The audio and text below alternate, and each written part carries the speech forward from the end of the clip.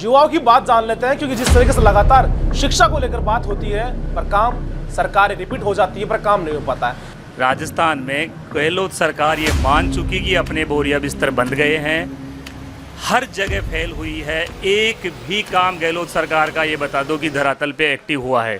Paper leak में युवा परेशान, आत्महत्या कर रहे हैं किसान कर्ज माफ़ी का नाम लेके। बीजेपी ने केंद्र में क्या कर दिया? 9 साल हो गए आज केंद्र में। कितनी वैकेंसी काट दी केंद्र में? जो राजस्थान को संभालने आ रहे हैं वो केंद्र में कितनी वैकेंसी दे दी आज तक? और किसान धरना था, किसान आंदोलन, उसमें क्या कर दिया? वो थूक कर चाटने वाली बात कर दी उसने। राजस्थान विधानसभा चुनाव के अंदर युवाओं का एक वोट बैंक भी बड़ा असर करता है, क्योंकि लगातार जिस तरीके से राजस्थान में पेपर लीक के मामले हो रहे हैं, बेरोजगारी को लेकर मुद्दा बन रहा है, तो आज हम चौमू विधानसभा क्षेत्र में है, वहां के युवाओं की बात जान लेते हैं, क्योंकि जिस तरीके से लगातार शिक्षा को लेकर बात होती है पर काम सरकार रिपीट हो जाती है पर काम नहीं हो पाता है। धरातल में कितना काम हो पाता है युवाओं के लिए, रोजगार की व्यवस्था के लिए, इन सभी चर्चा के लिए आज हम चौमू में एक नुक्कड़ पर रुके हैं। वहां चर्चा के लिए युवा डिस्कस कर रहे थे, क्योंकि चुनाव आने वाला है, आचार संहिता लग गई है और बीजेपी की 41 उम्मीदवार सूची भी जारी कर दी गई है, पर अभी तक चौमू में बीजेपी का उम्मीदवार कौन होगा अभी तक जारी नहीं हुआ है। फिलहाल कांग्रेस में 109 जो लोग हैं उन्होंने पर्चा भरा है, उनमें से बीजेपी से 5 और आरएलपी से अकेले छुट्टन यादव है। बात कर लेते हैं, क्या लगता है भाई साहब इस बार के चुनाव में क्या कुछ रहने वाला है? क्योंकि धरातल पर टक्कर जबरदस्त देखी जा रही है, क्योंकि बात रिवाज बदलने कर रहे हैं, बात सरकार पलटने की बात कर रहे हैं, तो आ कौन रहा है, किसने क्या किया? कहाँ, चौमू से कर रहे हो या पूरे राजस्थान से? कर लेते हैं, राजस्थान ही कर लेते हैं। अच्छा, राजस्थान में बीजेपी की सरकार आ रही है।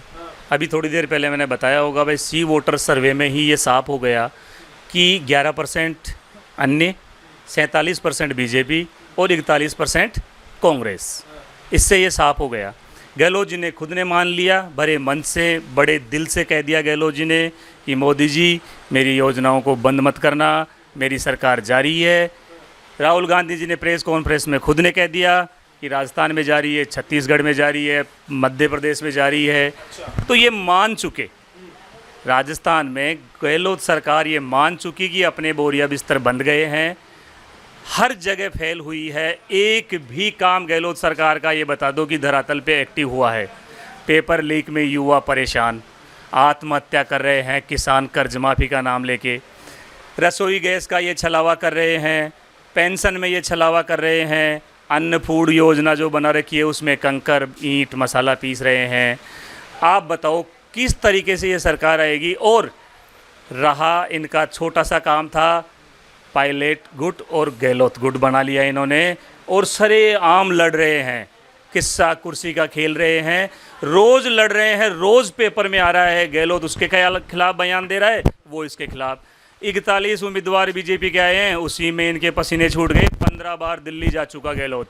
तो क्या बीजेपी में गुटबाजी का असर नहीं दिख रहा है? क्योंकि बीजेपी के अंदर भी कई उम्मीदवार अपने आप को सीएम मान बैठे हैं और उसका असर अभी फिलहाल आपने देखा भी होगा कि अब उनकी जो गुटबाजी है वो सामने नजर आ रही है। आप तो कह रहे थे कि केवल कांग्रेस में गुटबाजी है, तो क्या बीजेपी में गुटबाजी नहीं है? नहीं, बीजेपी में गुटबाजी कौन सीएम का चेहरा बता रहा है कि मैं कौन पेश कर रहा है? आज तक समर्थक देखो समर्थक मैं यहाँ रामलाल शर्मा का हूँ, चौमू से खुलेआम कह रहा हूँ, मैं भी चाहता हूँ कि रामलाल शर्मा सीएम बने। समर्थक कुछ भी कहेगा, मैं कह रहा हूँ सीएम बने, तो मेरे कहने से सीएम नहीं बनेंगे। बीजेपी की एक विचारधारा है, विचारधारा के तहत काम होते हैं। केंद्र से जो मॉनिटरिंग होती है और केंद्र का आदेश जो होता है वो ही सर्वमान्य होता है। मोदी जी के नाम से चुनाव लड़ा जाएगा राजस्थान में, कोई अपने आप में ये समझे कि मैं सर्वा हूँ, वो मान्य नहीं है। आपने कहा कि मोदी जी के नाम पर चुनाव लड़ा जाएगा, क्या विपक्ष अपनी पूरी तरीके विपक्ष की भूमिका नहीं निभा रहा है? तो आखिर मोदी जी के नाम को लेकर चुनाव में हो रहा है। ये बात आपकी सही है कि मोदी जी के चेहरे पे, ये एक सीएम कैंडिडेट तक मोदी जी का चेहरा, मैं ये नहीं कह रहा हूँ पूरी राजस्थान में फेस कर रहे हैं, सीएम कैंडिडेट मोदी जी का चेहरा है। मोदी जी चाहेंगे उसको बनाएंगे। वैसे सब अपनी जगह धरातल पे काम कर रहे हैं। एक भी विधानसभा में मुझे ये बताओ जन आक्रोश यात्रा निकाली, इतना बढ़िया जनता का सहयोग मिला, इतना बढ़िया प्रोग्राम रहा, कौन सा प्रोग्राम पार्टी का फेल हुआ? विपक्ष में हर बार गहलोत को घेराया हमने, मैं खुद हर प्रोग्राम में गया हूँ। जयपुर में हमने कूच किया है, जयपुर में हर तरीके से लट बरसाए हैं। पूरी पुलिस प्रशासन, गहलोत जितनी मदद लेना चाहता है ना अपनी सरकार से, यानी कि सरकार का जो होता है ना उनके पास पावर, उस पावर का पूरा इस्तेमाल किया है गहलोत ने। चौमू के अंदर त्रिकोणीय मुकाबला है। हम जो बात कर रहे थे वो राजस्थान की पॉलिटिक्स को लेकर कर रहे थे, क्योंकि युवाओं की भागीदारी चुनाव में बहुत तेज रहने वाली, क्योंकि पेपर लीक का मामला हो रहे थे। भाई साहब ने कहा कि किसान कर्ज माफी को लेकर सरकार ने काम नहीं किया, वहीं बीजेपी इसको बड़ा मुद्दा बनाए बैठी है। और तो कांग्रेस के भी कई मंत्री विधायक बोल रहे हैं कि हमने जो वादे किए थे पूरे कर लिए। और भी कुछ युवा बैठे हैं, उनसे बातचीत कर लेते हैं। क्या लग रहा है इस बार के चुनाव में कौन रहने वाला है, क्योंकि सर ने कहा कि जनाक्रोश यात्रा वो सफल रही, आरएलपी भी एक सत्ता संकल्प यात्रा निकाल रही है, वो भी पकड़ मतलब बनाई हुई है। क्या लग रहा है इस बार त्रिकोणीय मुकाबला है, जो तीसरा मोर्चा है, क्या इस बार के चुनाव में बड़ी टक्कर दे पाएगा? हाँ, सही बात है कि तीसरा मोर्चा बड़ी टक्कर दे रहा है। चौमू के साथ साथ पूरे राजस्थान के अंदर भी तीसरा मोर्चा बड़ी टक्कर के साथ आएगा मैदान के अंदर। और ये बात कर रहे हैं बीजेपी की, कांग्रेस की, तो बीजेपी की विफलता इतनी रही है बीजेपी के यहाँ के लीडरों की, राजस्थान के की, कि इनके पास कोई चेहरा नहीं है चुनाव लड़ाने के। हम इसे सीएम का फेस घोषित कर सके, ऐसा कोई भी चेहरा नहीं है। तीन वर्ष से पूनिया जी थे सीएम पद के दावेदार, उनको कर रखा था प्रदेश अध्यक्ष बना के। जैसे ही चुनाव आए, बीजेपी का एजेंट है वो जनरल कास्ट को ज़्यादा देती है और जनरल कार्ड को ज़्यादा सपोर्ट करती है, तो उनको जैसे हटा दिया, सीपी जोशी को आगे कर दिया। अब सीपी जोशी की भी सहमति नहीं बन पाई। फिर वसुंधरा को किया, वसुंधरा जी के चेहरे पे भी सहमति नहीं बन पाई। अब राजेंद्र सिंह राठौड़ को और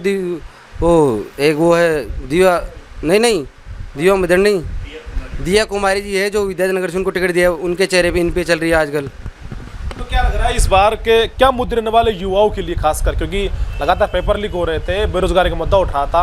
अब की बार युवा क्या सोच समझ के वोट देगा, क्या आगे की रणनीति तय करने वाला?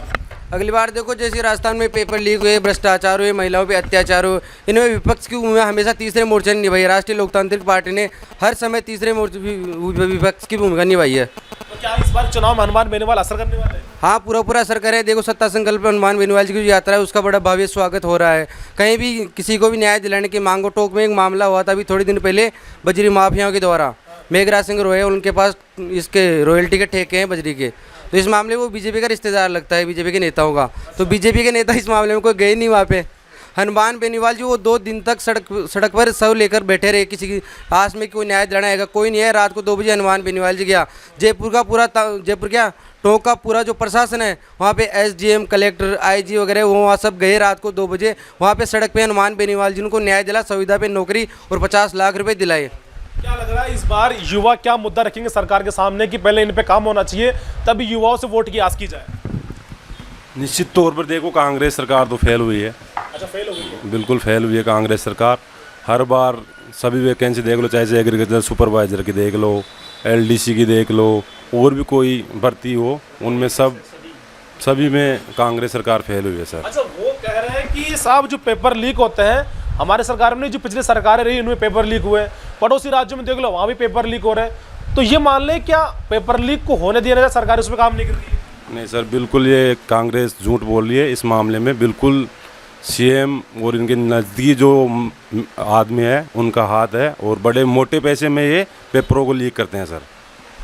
उनके आदमी लिप्त बता रहे हैं भाई साहब की सरकार के आदमी से लिप्त। हाँ, सरकार के आदमी लिप्त है, 2-3 आदमी लिप्त थे, उन पर छोटी मोटी कार्रवाई की भी है, ज़्यादा बड़ी कार्रवाई नहीं की, छोटी मोटी कार्रवाई की, उनको भगा दिया राजस्थान से बाहर है। वो भी किसी को इन मामले में अभी तक सजा नहीं। और जैसे पेपर लीक का जैसे ही मामला हुआ कि भाई पेपर लीक हुआ, तो राष्ट्रीय लोकतांत्रिक पार्टी के कार्यकर्ताओं ने जाके राजस्थान विश्वविद्यालय गेट पे ये प्रदर्शन किया, कलेक्टर पे प्रदर्शन किया।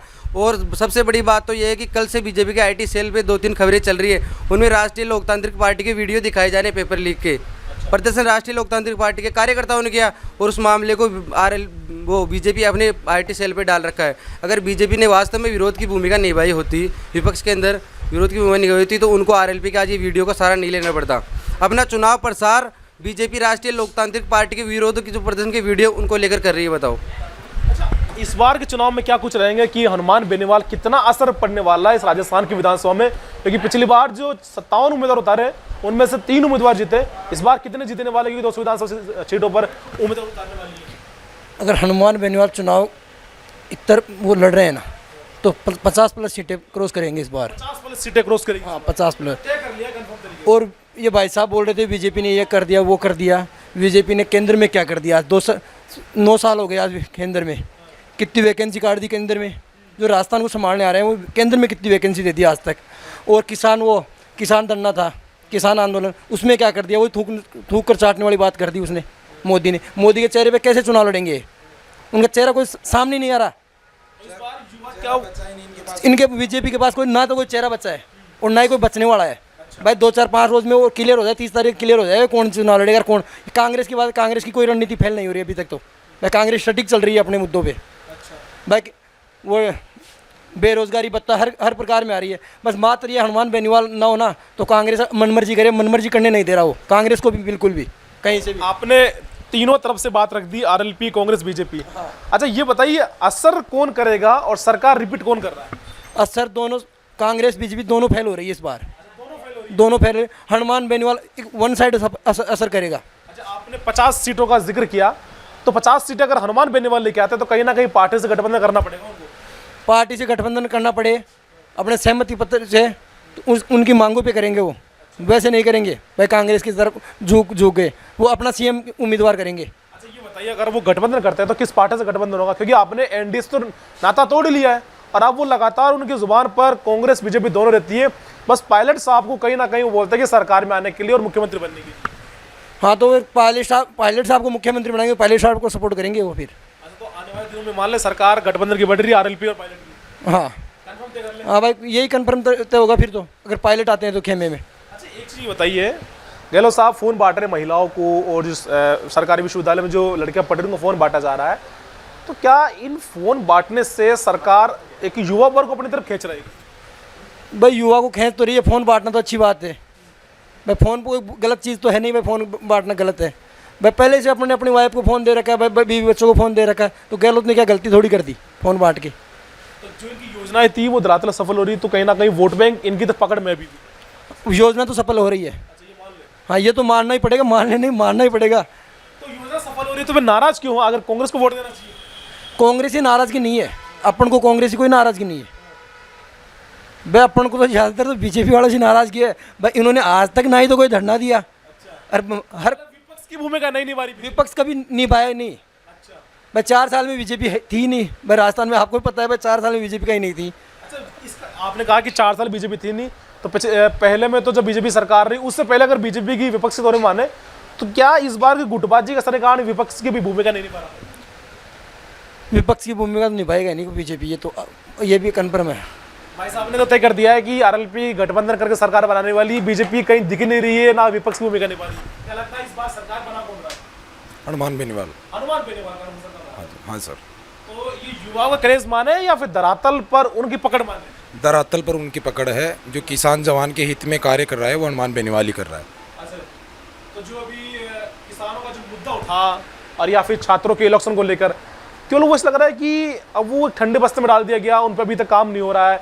हनुमान बेनीवाल जी ने वादा किया था कि छात्रों को इलेक्शन वो करवा के रहेंगे, पर उस पर कितना काम हो पाया? आखिर चुनाव कब तक हो पाएंगे? हनुमान बेनीवाल जी ने छात्रों के साथ मिलकर धरना भी दिया था, वो भी किया था, लेकिन ये सरकार जैसे कांग्रेस की सरकार है, सरकार की भी चलती है, सरकार कैसे करवाएगी? तो चुनाव में किसको वोट देने वाले तय किया है?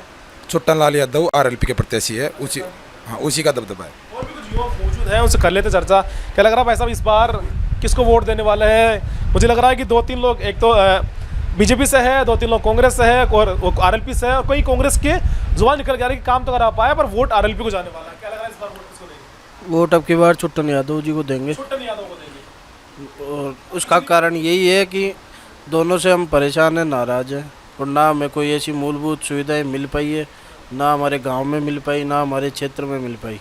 तो इसलिए हम नया चेहरा चाहते हैं चौमू के अंदर, जो आगे आए, युवाओं की आवाज़ उठाए, किसान जवान की बात करे, ना कि जो ये यहाँ जो हमारा विकास है, जो आप देखे हो, अभी आप जहाँ से आए हो चौमू से, सड़कें कैसी है और है, तो ये जैसे चुनाव जैसे नज़दीक आए वैसे इनका काम होना स्टार्ट हुआ, रुका जो भी हुआ।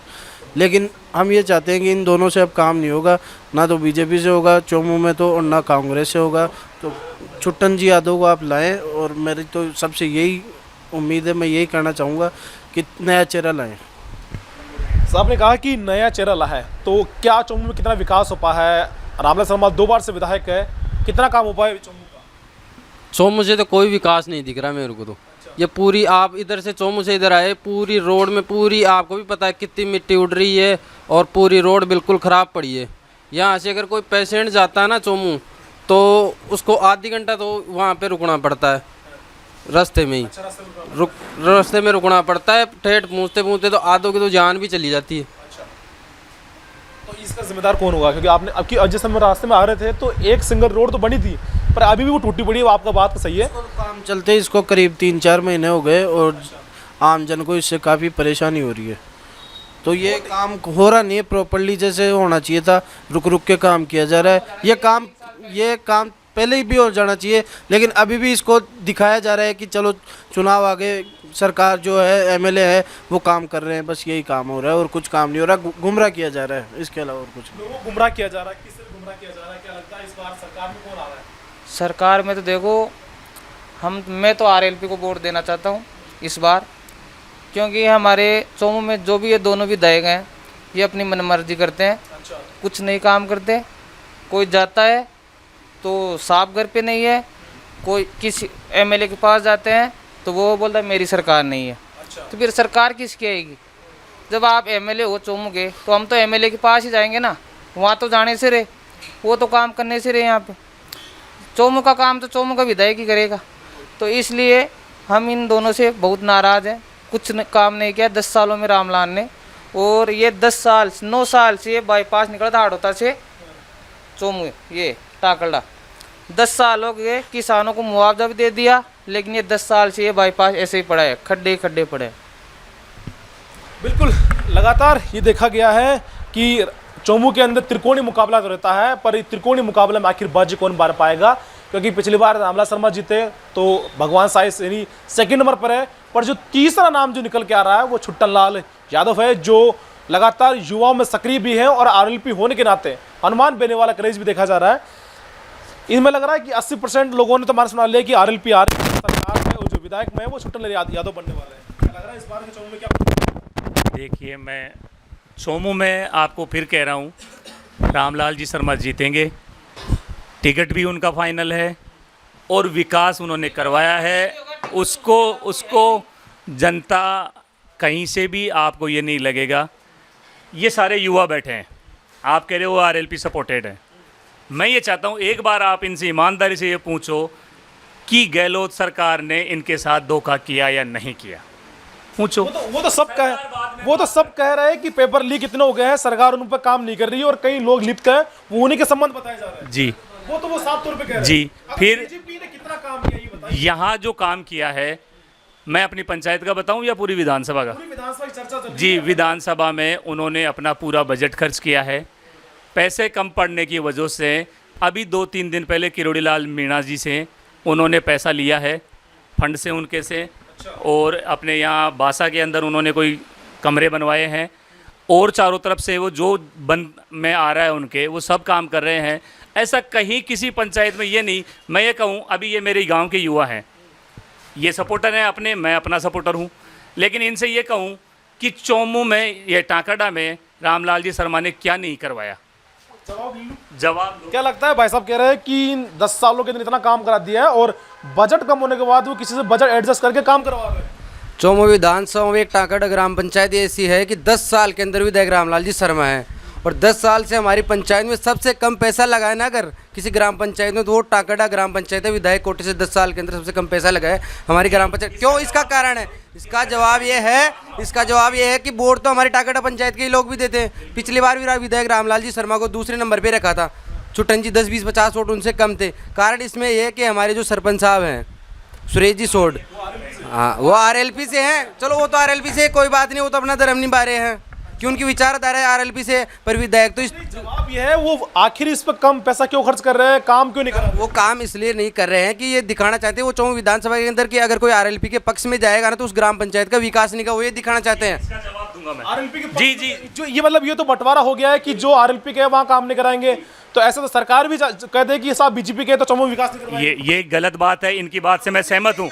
इनकी बात से, देखो, विधायक रामलाल शर्मा जी हैं, मेरे हैं, मैं ये कह रहा हूँ, अगर ये आरोप लगा रहे हैं इसका मैं समर्थन करूँगा। सच सही बोल रहे हैं ये कि भेदभाव नहीं करना चाहिए, सही है, लेकिन मैं इन्हीं से या फिर मेरे गांव के सरपंच साहब से ये पूछना चाहता हूँ, आपने पंचायत के लिए विधायक के पास या विधायक को जाने की जरूरत नहीं थी, जनता यहीं बुला लेते, यहाँ आते रहते हैं, हर तीसरे दिन वो आते हैं। अच्छा, विधायक जी आते हैं? बिल्कुल, हर तीसरे विधायक साहब आ रहे हैं। अब ये गांव ये तो अब मेरी बात तो सुनो, ये यहाँ से जैसे वो अपने ऑफिस से निकलते हैं ना, ऑफिस से निकलते हैं तो विधानसभा क्षेत्र चोमू सबसे लंबा इधर है, तो मतलब विधानसभा क्षेत्र में वो जाते तो हैं, तो ऐसे तो इनकी दुकान पे आके वो चाय पी के चले जाते हैं। ये बीजेपी के टाटा के वरिष्ठ कार्यकर्ता है। गांव में जनता, चलो गांव की जनता के अंदर पास बैठते हैं, सरपंच नहीं मिल रहा है कोई बात नहीं, पर गांव के अंदर लोग तो है ना। अगर टाकरडा पंचायत का विकास देखना, आप घूम के देख लो ना एक बार टाकरडा में क्या काम किया है विधायक ने। मुझे ये बता दीजिए, विधायक कोष में इतना फंड आता है, शिक्षा को लेकर कितना काम हो पाया चोमू विधानसभा? जी, चोमू विधानसभा नहीं, मेरे गांव की बताऊं पहले। मेरी गांव में बड़ी स्कूल है, उसमें कमरे बन रहे हैं। इधर छोटी स्कूल है अडागेला में, उसमें ब्लॉक का काम पूरा हो गया। खेल ग्राउंड का काम चालू है शिक्षा के लिए। नहीं, उन्होंने ही करवाया है। नहीं, उन्होंने ही करवाया है। बामासा ने करवाया है तो वो बामासा वहाँ अपनी प्लेट लगाओ, मना कौन कर रहा है? ग्राउंड बन रहा है, उधर कमरे बन गए, ठीक है, शिक्षा के क्षेत्र में। अब गांव में पानी की समस्या थी, अभी तो यानी कि तीन बोरिंग इस गांव में हो चुके हैं जिनमें पानी आ चुका है। सुनो मेरी बात, सुनो आप। अगर बात अपन पूरी विधानसभा की कर रहे हैं तो एक पंचायत ना छोड़िए, क्योंकि पूरा जो अब विधानसभा का चुनाव आने वाला है, कई लाखों वोटर्स हैं पूरा। अगर आप भी चोमू विधानसभा घूम रहे होंगे, इतना बड़ा एरिया है, अगर जहाँ भी जाएंगे तो पूरी विधानसभा का टारगेट लेके चले, तो यहाँ कितने विश्वविद्यालय खुले हैं, कितने स्कूलें खुली है, क्योंकि जिम्मेदारी तो रामसर में पूरे की है। हम पंचायत की बात करें, पंचायत में कितना काम करा है, चोमू विधानसभा पर टारगेट बताइए, इतना इसने काम करा दिया। फिर मैं वापस उन युवाओं से बात करूंगा कि उन युवाओं के कितना काम करा पाए। नहीं, विधानसभा में आप घूम रहे हो, पूरी विधानसभा में घूम रहे हो, मैं भी ज़्यादा नहीं बता पाऊंगा इतना तो भाई पूरी विधानसभा में कितना काम कराया, लेकिन जितनी ये 35 या 45 पंचायत हैं, इनमें जितनी में मैं घूम पाया हूँ वहाँ से संतुष्ट हैं लोग। हर जगह काम हुआ है, रोडें बनी हैं, बोरिंग हुए हैं, स्कूलों में कमरे बने हैं, खेल ग्राउंड भी बने हैं। मेरी खुद की पंचायत में बने हैं तो सब जगह बने हैं। मैं कैसे कह दूं भाई मेरी पंचायत में काम नहीं हुआ? अभी रोड बनी है, एक दूसरी रोड प्रस्तावित है, 2-4 दिन में काम चालू हो जाएगा गांव वाली का।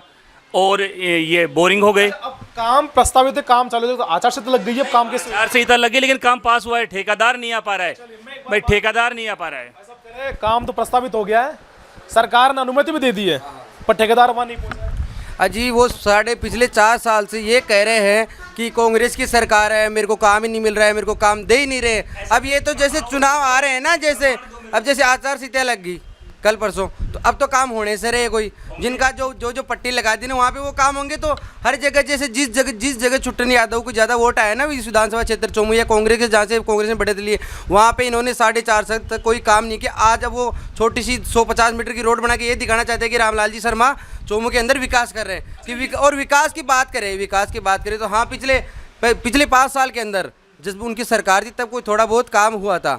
अब की बार तो कुछ हुआ ही नहीं है चोमू विधानसभा के अंदर। अगर काम ही होता उनका तो 40,000 लोग छुट्टन यादव को वोट क्यों देते? उससे पहले वो 44,000 वोटों से जीते थे, वो वैसे उनको 44,000 वोटों से जिताते अगर वो काम ही करते तो। मुझे ऐसा लग रहा है कि इस बार चुनाव बड़ा घमासान होने वाला है, क्योंकि चर्चा ये भी चल रही है जो छुट्टन यादव को जो तीसरे नंबर पर है, 40,000 वोटर जो उनके पास पहुंचे, इस बार वापस खैर मैदान में तो है, पर युवाओं ने पूरा मार्च बना रखा है कि इस बार आरएलपी आएगी। जो भाई साहब जो गिना रहे हैं, इनके शब्दों में कितनी वाकई है कि ये सच है, और ये जो बात कर रहे हैं कि चोमू में इतना विकास नहीं हो पाया, कितना मान, क्योंकि भाई साहब बोल रहे हैं बीजेपी ने करा दिया, आरएलपी बोल रही है उन बीजेपी आरएलपी का होने के कारण काम नहीं करा पा रहे। शिक्षा के क्षेत्र में बात करूँ मैं, प्रत्येक स्कूल का बायोडाटा ले लो आप, 4 साल का या 5 साल का। पहले बात तो स्टूडेंट कम क्यों हो रहे हैं गवर्नमेंट स्कूल में? अगर शिक्षा ही होती ना, स्टूडेंट बढ़ने चाहिए ना। भाई साहब से भी पूछो मैं कहाँ पे स्टूडेंट बढ़े? हर बार स्कूल का स्तर घट रहा है, सरकारी स्कूलों का। कई स्कूल में 10 बच्चे हैं, कई में 20 है। अपने गांव की में ले लो, तीनों चारों में ही कहीं पे 40 बच्चों पे भी 8 टीचर लगे हुए हैं। क्या मतलब है उसका? भाई शिक्षा ही बढ़ी है, तो भाई शिक्षा में काम किया है। तो जो गहलोत साहब बोल रहे हैं कि हिंदू स्कूलों को इंग्लिश में क्रोनोत कर दिया गया है, अब बच्चे इंग्लिश की ओर बढ़ रहे हैं। कितनी चोमू विधानसभा में कितनी स्कूलों को आगे बढ़ाने की कोशिश की गई है, उनका कितना रखरखाव हो रहा है, ये तो मेरे को पता नहीं कितनी का, पर गहलोत जी ने जो इंग्लिश मीडियम कही है ना, वो ठीक किया है। वो स्कूल ठीक है भाई। विधायकों की खुद की क्यों नहीं बढ़ रहा है नाम? ये भाई साहब कह रहे हैं कि नामांकन कम हुआ है स्कूलों में। ये रामलाल जी तो नामांकन कम करेंगे नहीं। गहलोत जी ने इंग्लिश मीडियम बनाई है, हिंदी मीडियम से इंग्लिश मीडियम बनाई है, तो वो गहलोत जी का काम है। उन्होंने गलत कर दिया क्या इंग्लिश मीडियम बना के? ये आप इनसे पूछो भाई, गहलोत जी ने गलत कर दिया, इसका मतलब भाई इंग्लिश मीडियम नहीं बनानी चाहिए थी उनको। नामांकन कम होने का तो यही रीजन हो सकता है। अच्छा, चोमू के अंदर कितनी शिक्षा पर कितना काम हो पा रहा है? क्योंकि लगातार सरकारी स्कूलों में बात सी उठती है कि जो बच्चे हैं वो प्राइवेट की ओर जा रहे हैं, ना कि सरकारी की ओर। और गहलोत साहब वहाँ काम भी कर रहे हैं कि बच्चों को हिंदी से अंग्रेजी पढ़ाने को, और जो सरकारी विश्वविद्यालय उन पर काम हो रहा है। क्या दिख रहा है धरातल पे? अब जो मैं तो ज़्यादा दूर तो जाना नहीं चाहता, मैं तो अपने गांव की बात करता हूँ। 1% काम नहीं हुआ हमारे स्कूल के अंदर, 1% भी नहीं हुआ। ये भाई साहब बोले कमरे बने, वो बने, 5 साल में बता दो कहाँ कमरे बने। युवाओं को रोजगार के लिए भी अभी अभी बता दो एक भी कमरा बनाओ तो 10 साल में बता दो आप एक भी कमरा बनाओ तो। विकास हुआ है वो पूरा गांव के सभी लोगों ने मिलके चंदा इकट्ठा किया है और प्रिंसिपल मैडम खुद घर गांव तक गई थी, हर घर गई थी और वहां से सभी बामोसों ने सबने अपने घर से पैसा दिया है, तब जाके वहां का विकास हुआ है। भाई साहब स्कूल में कमरे बनवा रहे हैं तो पढ़ेगा कौन? बच्चे तो है ही नहीं स्कूल में, पढ़ेगा कौन कमरों में बैठ के? कमरे तो पहले वाले खाली पड़े हैं, कमरे बनाने से क्या होगा? उनको इकट्ठा करके बनाया है। अच्छा, हाँ, कि कोई हिस्सेदारी उसमें? अभी ये चौक डला, उसका कोई हिस्सेदारी वो तो मेरे को तो दिखी नहीं हिस्सेदारी। अगर हिस्सेदारी होती तो वो जो स्टाफ है वहाँ का, तो वो गांव से थोड़ी मदद मांगता। अच्छा, युवाओं को ऐसा लग रहा है कि हनुमान बेनीवाल ने युवाओं की नब्ज टटोल ली है और उनमें युवाओं क्रेज देखा भी जा रहा है कि हनुमान बेनीवाल की ओर बढ़ रहे हैं। आखिर क्यों, क्या कारण है? कारण यही है कि हनुमान जी बेनीवाल जी युवाओं के मुद्दों को उठा रहे हैं, जैसे पेपर लीक का मामला हो, भ्रष्टाचार का मामला हो, महिलाओं का। बीजेपी काउंटर बीजेपी गाय अजीब बड़ा प्रदर्शन किया होता तो बीजेपी ने कल से उनके आईटी सेल पे एक वीडियो चल रहा है, आप देख लेना। विधायक के भी चल रहा है, बीजेपी के कई जो विधायक है पूरे उनके एक आईटी सेल में वीडियो चल रहा है। उसमें एक वीडियो में छोटा सा आपको 1 से 1-2 सेकंड का स्क्रिप्ट मिलेगा, उसमें आरएलपी के कार्यकर्ता जो प्रदर्शन करें उनका वीडियो डाल रखा है। अगर उन्होंने विरोध प्रदर्शन किया होता तो वो अपने डालते। हाँ, अच्छा, अंतिम सवाल ले लेते हैं। युवाओं ने साफ तौर पे कह दिया कि दोनों ही पार्टियों ने काम नहीं किया है। आप एक तरफा है कि बीजेपी के रामनाथ शर्मा वो काम करा पा रहे हैं, आरोप प्रत्यारोप खूब लगे हैं। और चौमू ऐसा इतिहास रहा है चौमू विधानसभा का, यहाँ मीठा पानी खैर अब तो खत्म हो गया है, सरकार इस पर काम नहीं कर रही है, ये सबके निशाने पर है। पर चौमू विधानसभा में अब कितना काम कराना बाकी रह गया है कि जैसे ही हमारी सरकार आती है या विधायक रिपीट होता है तो ये काम कराना फोकस रहेगा उन युवाओं के लिए भी। देखिए, सबसे पहला काम हनुमान जी का रोपवे चालू करवाएंगे, सबसे पहला काम। उसके बाद में बिसलपुर का पानी, जो ये पूर्व विधायक जी हमारे, वो कहते कहते काफ़ी बुजुर्ग हो गए, अभी तक ला नहीं पाए। बिसलपुर का पानी सबसे पहले चौमू में लाएंगे और हर गांव में नल योजना जो मोदी जी ने चला रखी है, क्योंकि यहाँ बोरिंग करवाए हमने जल जीवन मिशन में, वो फेल हो गए क्योंकि पानी नहीं है। तो बिसलपुर की योजना से ये हमारा लक्ष्य रहेगा कि आने वाली सरकार बीजेपी की, यहाँ से विधायक रामलाल जी, तो वो मिल करके पहले पानी हम उनसे मिल के प्रयास करेंगे, हर गांव में पानी का सुचारू रूप से व्यवस्था करेंगे। शिक्षा के क्षेत्र में अभी जो ये इंग्लिश मीडियम स्कूलें इन्होंने बनाई है, ये खोल के छोड़ दी इन्होंने, स्टाफ नहीं है उनमें, इंग्लिश मीडियम नाम से इन्होंने खाली इन्होंने हवाबाजी की है कुल मिला के। तो उनको भी सुचारू रूप से चलाना हमारा लक्ष्य रहेगा। ये कन्फर्म है, सरकार बीजेपी की आएगी और रामलाल शर्मा जी मंत्री बनेंगे। मंत्री में हम ये चाहते हैं कि वो शिक्षा मंत्री बने ताकि इस चौमू का कुछ भला हो। अच्छा, एक बात ये उठ रही है कि अशोक गहलोत चौमू से चुनाव लड़ सकते हैं।